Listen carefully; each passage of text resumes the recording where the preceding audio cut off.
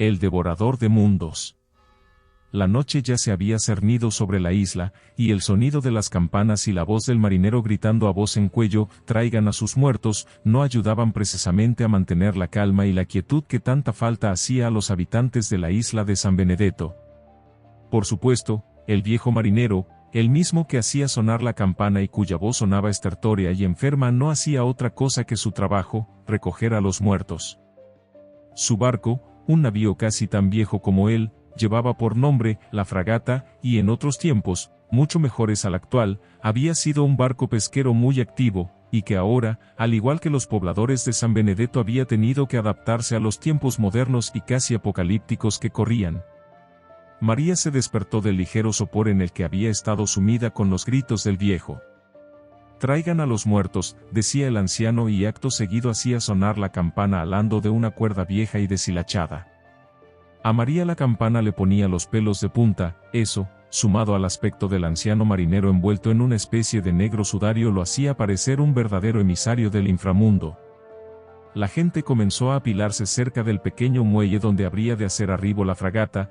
Cada uno de ellos llevaba al menos un par de pequeños bultos envueltos en sábanas y mantas, algunos más cargaban a sus hijos recién fallecidos en carretillas, y todos, o al menos la mayoría de los cuerpos, tenían un aspecto deplorable. La enfermedad los había carcomido a una velocidad vertiginosa desde el interior, devorando sus entrañas y colonizando con fiereza cada rincón de sus pequeños cuerpos, degradándolos a la categoría de despojos humanos. «No pueden llevárselo», gritaba una mujer desde algún lugar. María se volvió y ahí estaba, era una chica de más o menos su misma edad, es decir, unos 20 años, que acunaba a su bebé entre sus brazos. «Sigue vivo, malditos. No pueden llevárselo». Los gritos y súplicas de la mujer no tardaron en hacerse eco de boca de otras mujeres, que comenzaron a gimotear y sollozar cuando el anciano marinero y la fragata finalmente atracaron en el muelle. Se oyó un crujido de madera cuando una sección de la proa chocó con la estructura del muelle y media docena de hombres calvos y barbudos, con la piel tostada por el sol, descendieron de la embarcación. Sus atuendos y su aspecto en sí, altos y musculosos, indicaban a todas luces que estaban ahí para sofocar cualquier disturbio que pudiera presentarse. El viejo marinero acalló por fin el tañido de su campana y con un gesto de la mano indicó el lugar de la embarcación donde deberían colocarse los muertos. Los padres depositaron uno a sus hijos, envueltos en sábanas a modo de sencilla mortaja, en el lugar indicado por el anciano. La mayoría ya se encontraban resignados y se despedían de sus hijos con un beso y un abrazo de corta duración. La enfermedad que les había matado no parecía tener igual tasa de letalidad en los adultos, pero algunas madres se resistían a abandonar a sus hijos, a dejar que la fragata los llevara a la isla vecina de Banisa, que fungía como un enorme cementerio para niños y niñas.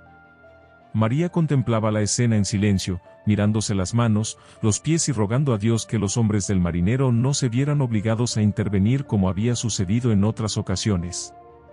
Ella misma había estado al borde de la histeria cuando el viejo hubo de recoger a sus hermanitos recién fallecidos. Contrario a todo pronóstico, no se suscitaron problemas mayores. Incluso la mujer que había gritado que no podían llevarse a su hijo, finalmente accedió a dejarlo, envuelto en una sábana blanca, en el lugar indicado por el marinero. Pronto los sollozos acallaron y el viejo hizo sonar otra vez su insoportable campana, la señal de que debían partir. Dentro de la fragata los cuerpecitos se apilaban cual si fueran bultos de ropa sucia que van camino a la lavandería. Resultaba imposible adivinar la cantidad de cadáveres que había ahí, pero María se aventuró con una cifra: 100. Muchas lunas pasaron, y cada semana el anciano marinero hacía su inquietante aparición a bordo de su maltrecha embarcación. Su figura, envuelta en un sudario negro, se erguía en contraste con el horizonte desolado. Su llegada marcaba un ritual macabro, la recolección de los muertos, la mayoría niños y niñas que jamás alcanzarían la pubertad. En cada nueva visita la atmósfera se cargaba de una sensación de pesar y fatalidad. En la isla pronto comenzaron las hipótesis y los pobladores dieron rienda suelta a toda clase de especulaciones sobre lo que ocurría allá afuera. los más ancianos y los religiosos eran fervientes creyentes de la teoría de que Dios estaba llevándose a todos los niños a vivir con Él en el paraíso, dejando a los adultos, mucho más pecaminosos de lo que puede llegar a serlo un niño, a su suerte, abandonados en el infierno en el que estaba convirtiéndose la tierra, y es que, verdaderamente eso parecía. No era raro ver en la bóveda celeste miles de fragmentos rocosos incendiarios dejando pincelazos rojos y anaranjados sobre el lienzo negro que era el firmamento, un cielo que parecía haberse quedado sin estrellas, y con una luna que cada día tenía un aspecto más mortífero, como si cambiara noche tras noche, menguando su aspecto, volviéndose más grande, más luminosa y voluminosa. En las muchas noches que María se sentaba a la hoguera con otras tantas mujeres, no podía evitar la sensación, el ferviente deseo que aquello no fuera más que una pesadilla, un sueño transitorio y enfermizo del que pronto tendría que despertar. Sentados alrededor del fuego, de las hogueras que vistas desde el cielo eran apenas unos puntos luminosos de sobrada insignificancia, hombres y mujeres hablaban de tiempos mejores, rememorando y compartiendo con nosotros un poco de sus vidas ordinarias y, a su modo felices, de antes del cataclismo, de antes de la desgracia acaecida sobre el planeta.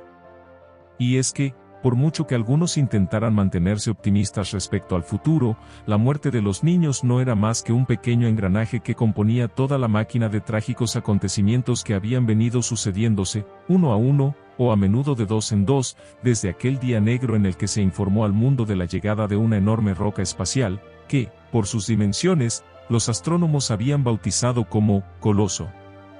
A la muerte de los niños se sumaba el hecho de que, cada vez, las noches parecían durar un poco más, la luz del sol era día con día más escasa y apenas si proporcionaba un poco de calor. Con el pasar de los días, los niños que no morían por el extraño virus venido del espacio, sucumbían ante el implacable frío. Los ancianos y los enfermos no tardaron en unírseles, y poco a poco, los débiles comenzaron a ser eliminados, desplomándose como piezas de dominó que son derribadas deliberadamente. La muerte, pues, no tardó en extender su negro e implacable manto sobre la isla, y pronto todos, hombres y mujeres, jóvenes y viejos, sucumbieron ante lo inevitable, víctimas del hambre, del frío y del virus venido del espacio que, pese a no ser mortal para ellos, menguaba sus fuerzas y los sumía en un profundo sueño del que cada vez les era más difícil despertar. La isla pronto se convirtió en un enorme y sombrío cementerio, un depósito de cadáveres al aire libre. Lo ocurrido en la isla de San Benedetto se convirtió pronto en el común denominador alrededor del globo. El mundo, antes rebosante de actividad humana por doquier, comenzó a volverse silencioso, oscuro y hostil con los pocos supervivientes que quedaban en pie. Coloso había sido el verdugo, el ejecutor, una especie de ángel de la muerte dotado de una paciencia y crueldad infinita. Muchos animales también perecieron, pero, al igual que ocurriera en otras grandes extinciones, muchos de ellos lograron sobrevivir, adaptándose y refugiándose en lugares en los que los daños causados por el asteroide habían sido más o menos pequeños. Muchos años tendrían que pasar para que el mundo volviera a florecer. No quedaría en él, sin embargo, humano alguno en pie. La Tierra había superado la infección más letal de su historia, una horda de parásitos que habían estado destruyéndola lentamente, y, Coloso, aquella roca espacial con forma de tuna había sido el remedio, el antiparasitario que ayudó al planeta a superar el trago amargo que casi le cuesta la vida. Mientras tanto, en los confines del sistema solar, un ser antiguo y cósmico observaba con satisfacción la destrucción que había causado en la pequeña Tierra. Este ser, conocido solo en las leyendas de las civilizaciones olvidadas como el devorador de mundos, había encontrado en la humanidad una fuente de entretenimiento sin igual. Sus dimensiones eran incomprensibles para la mente humana, una amalgama de tentáculos ondulantes, ojos titilantes y una oscuridad que parecía absorber la luz que intentaba acercarse. Este ser, tan antiguo como las estrellas, había manipulado los eventos de manera sutil, desencadenando la llegada de Coloso y el virus cósmico que finalmente consumió a la humanidad. El devorador de mundos no era malévolo en el sentido humano, simplemente estaba más allá de la comprensión mortal y su existencia dependía de la destrucción y el caos. Se deleitaba con el sufrimiento y la desesperación de las criaturas insignificantes que poblaban los planetas. La extinción masiva de los humanos había sido un mero capricho para él, una obra de arte cósmica. Ahora, en su aburrimiento eterno, observaba el planeta Tierra convertirse en un cementerio silencioso y desolado, donde el viento soplaba a través de ciudades vacías y la vegetación recuperaba el control. Los océanos cubrían vastas extensiones de lo que antes habían sido metrópolis bulliciosas. El devorador de mundos podía sentir cada suspiro de agonía que había infligido a la humanidad, y esto le proporcionaba un placer indescriptible. La oscuridad que se cernía sobre la tierra no se debía solo a la pérdida de la humanidad, sino al hecho de que el devorador de mundos había oscurecido el sol en un capricho final. Ahora, el planeta yacía en la penumbra perpetua, congelado y sin vida. La atmósfera estaba impregnada de un aire frío y denso, donde la luz del día era solo un vago recuerdo del pasado. Mientras la humanidad estaba inmersa en su agonía, el devorador de mundos, cuyos tentáculos ondulantes brillaban con tonos misteriosos, se recostaba en el planeta Neptuno, su forma oscura y tentacular mezclándose con la tormenta eterna que azotaba el planeta gaseoso. Durante eones, había permanecido sumido en un profundo sueño, absorbiendo la energía del planeta para mantener su vigilia sobre la Tierra. El devorador de mundos siguió su camino a través del universo, en busca de otras civilizaciones para jugar con ellas, para desencadenar el horror una vez más. Las estrellas se reflejaban en sus ojos sin rostro mientras se alejaba de la Tierra, dejando atrás el eco de los lamentos que alguna vez fueron humanos y que ahora flotaban en la inmensidad del espacio. La historia de la humanidad había llegado a su fin, y el cosmos continuaba su danza indiferente, mientras el devorador de mundos buscaba nuevos mundos para devorar.